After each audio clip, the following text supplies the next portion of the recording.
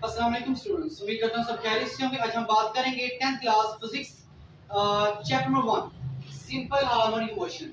आज का जो हमारा लेक्चर होगा that is about the wave and its types. तो फर्स्ट वन स्टार्ट करेंगे अबाउट द वेव्स। वेव्स क्या हैं? अगर हम इसकी डिफाइन की सबसे पहले बात करें तो simply say that a wave is a disturbance in a medium which causes the particle of the medium to undergo vibratory motion about their mean position in the equal interval of time। कि अगर आप किसी भी medium में अगर disturbance create करते हैं तो उसमें मौजूद तमाम पार्टिकल्स ऑफ मीडियम अपनी मीन पोजीशन के टू एंड फ्रो मतलब एक वाइब्रेटरी मोशन रिप्रेजेंट करेंगे। तो इसको हम लोग क्या नाम देंगे? This is called the wave.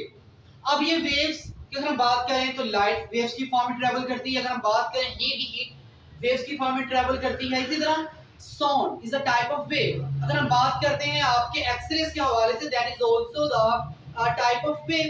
तो बेसिकली हमारे पास यहाँ डिफरेंट ऐसे पार्टिकल्स डिफरेंट ऐसे मीडियम्स हैं जो कि आपकी वेव के फिनोमेना को ओबे करेंगे।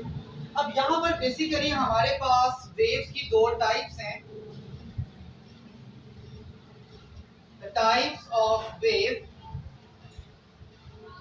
one is called the mechanical wave and one is called the electromagnetic wave. One is the mechanical wave and one is the electromagnetic wave। अगर हम बात करें कि what is the mean by mechanical wave, mechanical wave से क्या मुराद है? तो basically ऐसी वेव्स जिनको प्रोपगेशन के लिए जिनको मूव करने के लिए मीडियम रिक्वायर्ड हो, these are called the mechanical waves. Such waves that required any medium for their propagation। For example, sound, water waves, etc। ये ऐसी वेव्स हैं जिनको मूव करने के लिए प्रोपगेशन के लिए क्या चाहिए? कोई भी मीडियम चाहिए। These are called the mechanical waves।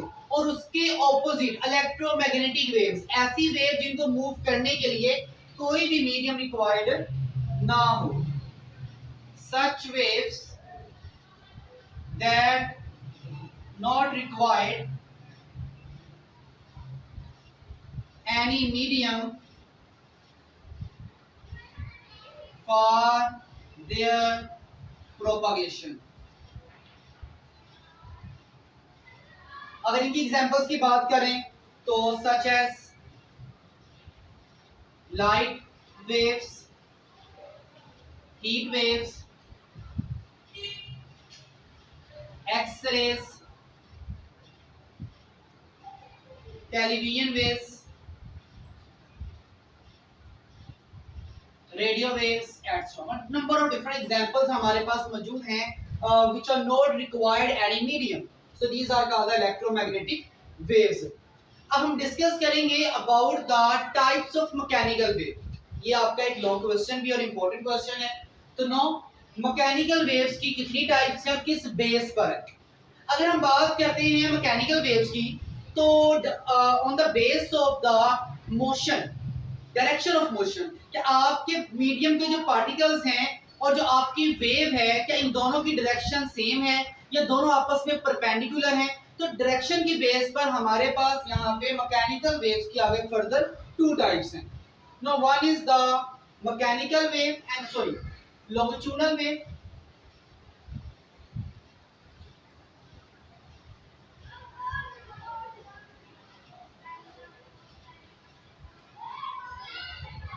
And one is the transverse wave।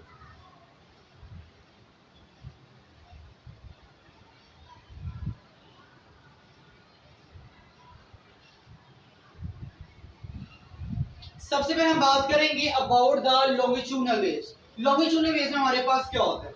ये एक ऐसी मोशन है, एक मैकेनिकल वेव की ऐसी टाइप है जिसमें आपके जो मीडियम के पार्टिकल्स हैं they are move back and forth along the direction of the propagation of wave.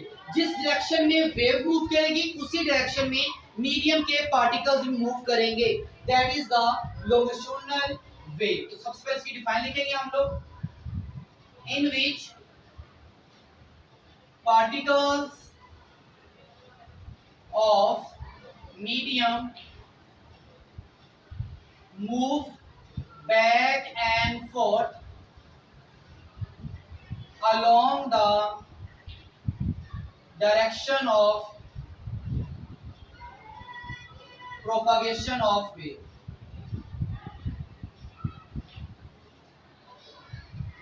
Wave जिस डायरेक्शन में मूव करेगी उसी डायरेक्शन में मीडियम के पार्टिकल्स भी क्या करेंगे, back and forth motion show करेंगे. These are the longitudinal waves. अब इसको हम बात करेंगे एक्सपेरिमेंटली प्रॉपर्ली कि कैसे ये पॉसिबल है. देखें, सपोज करेंगे हमारे पास यहाँ पर एक स्ट्रिंग है, एक हमने एक स्प्रिंग लिया हुआ है और स्प्रिंग को एक फिक्स पॉइंट के साथ बाइंड कर दिया, अटैच कर दिया. तो दैट इज सपोर्ट जिसके साथ आपके स्प्रिंग का एक सिरा क्या है, अटैच है, और दूसरा सिरा जो है इसको आपने हाथ में पकड़ाओगे and you push the spring opposite to the support. और स्पोर्ट की ऑपोजिट डायरेक्शन में स्प्रिंग को पुल कर दें, और जैसे हम इसको छोड़ेंगे तो आपका जो स्प्रिंग है वो मूव करेगा toward the sport. The direction of the wave जो हमारे पास टुवर्ड है स्पोर्ट. अब यहाँ पर आप लोग देखेंगे कि आपके पास जो वेव मूव कर रही है वो मूव कर रही है इस डायरेक्शन में, from this direction to this side. लेकिन अब यहाँ पर अगर आप बात करें मीडियम के पार्टिकल्स की, तो यहाँ पर मीडियम के पार्टिकल्स अगर हम बात करते हैं तो कुछ पॉइंट ऐसे होंगे जहाँ पे मीडियम के पार्टिकल्स काफी करीब करीब होंगे, कुछ जगह ऐसी होंगी जहाँ पर मीडियम के पार्टिकल्स काफी फासले पर होंगे. अब जैसे अगर हम यहाँ देखते हैं, जैसे हम लोगों ने यहाँ से स्प्रिंग को छोड़ा तो स्प्रिंग ने मूव किया इस डायरेक्शन में. अब स्टार्टिंग पर क्या होगा कि स्प्रिंग के जो लूप्स होंगे वो आपस में करीब करीब होंगे. अब दिस एरिया जहां पर आपके स्प्रिंग के लूप्स करीब करीब होंगे, this is called the compression. जैसे हमने यहाँ पे रिप्रेजेंट किया हुआ है कि यहाँ पर आपके स्प्रिंग के लूप्स करीब करीब हैं, सो this is called the compression. और वो एरिया जहां पे आपके स्प्रिंग के लूप्स में काफी फासला होगा उन्हें हम क्या नाम देंगे, this is called the reflection. अब यहाँ पर आपके लूप्स में डिस्टेंस है as compare this place, so this is called the reflection. तो हमारे पास लॉन्गिट्यूडनल वेव में दो यहाँ पर एक रीजन प्रोड्यूस होते हैं, एक वो रीजन जहाँ पर लूप्स काफी करीब करीब होंगे और एक वो रीजन जहाँ पे लूप्स काफी दूर दूर होंगे. तो हम इन्हें डिफाइन किस तरह से करेंगे, अगर हम बात करते हैं कंप्रेशन के हवाले से क्या लिखेंगे, इन दिस रीजन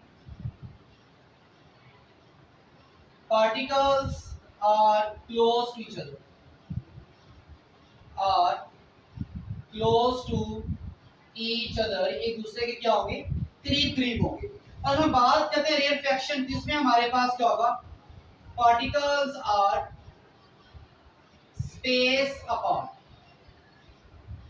यहाँ पर आपके पार्टिकल्स के दरमियान क्या है, काफी फासला है.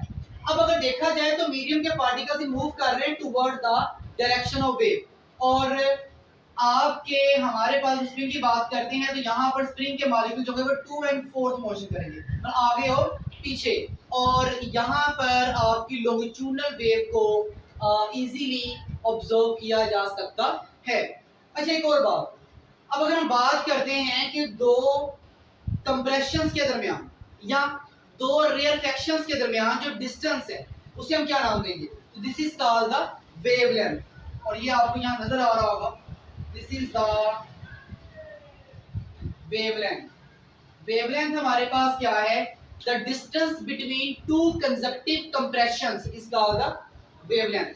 दो कंसेक्टिव कंप्रेशंस के दरमियान जो फासला से क्या नाम देंगे, वेवलेंथ का नाम देंगे, represented by this sign. This sign is called the lambda. Now that is about the longitudinal wave. अब बात करते हैं ट्रांसवर्स वेव की. ट्रांसवर्स वेव हमारे पास क्या होगा, यहाँ पर हमने बात की थी कि particles of medium move back and fourth along the direction of propagation of wave. यहाँ पर बैक एंड फोर्थ मोशन अब नहीं होगी. ट्रांसवर्स वेव के अंदर आपके जो मीडियम के पार्टिकल्स हैं वो वेव की डायरेक्शन के साथ परपेंडिकुलरली मूव करेंगे. परपेंडिकुलर बात करें अमूदन मूव करेंगे. तो क्या लिखेंगे, in which particles of medium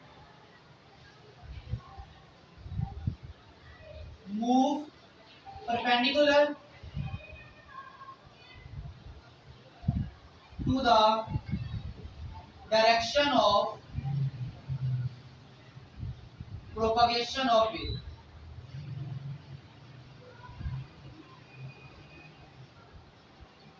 अब ट्रांसफर वेव हमारे पास क्या होगा, जो मीडियम के पार्टिकल्स हैं वो आगे पीछे हरकत नहीं करेंगे, बल्कि अब ये आपके वेव की प्रोपगेशन की डायरेक्शन के साथ परपेंडिकुलर मूव करेंगे।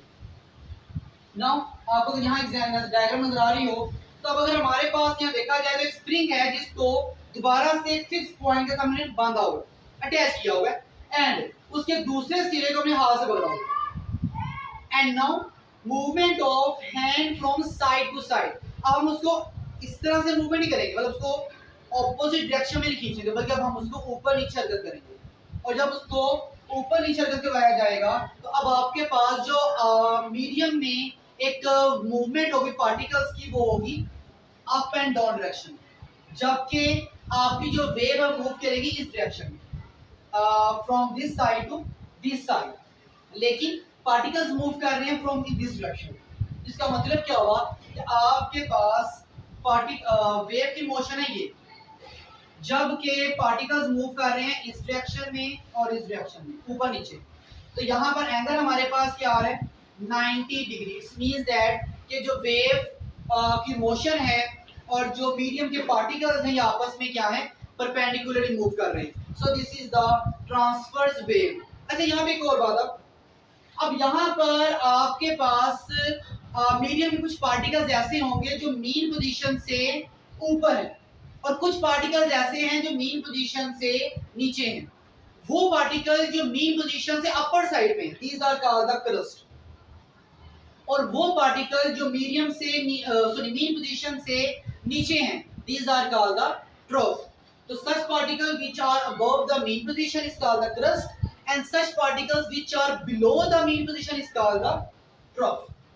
And यहाँ पर भी अगर हम वेवलेंथ की डिफाइन करते हैं तो क्या डिफाइन करेंगे, दो कंजक्टिव मतलब जो एक दूसरे के बाद दूसरी आ रही हो, दो कंजक्टिव ट्रफ या दो कंजक्टिव क्रस्ट, इनके दरमियान जो डिस्टेंस होगा, this is called the wavelength.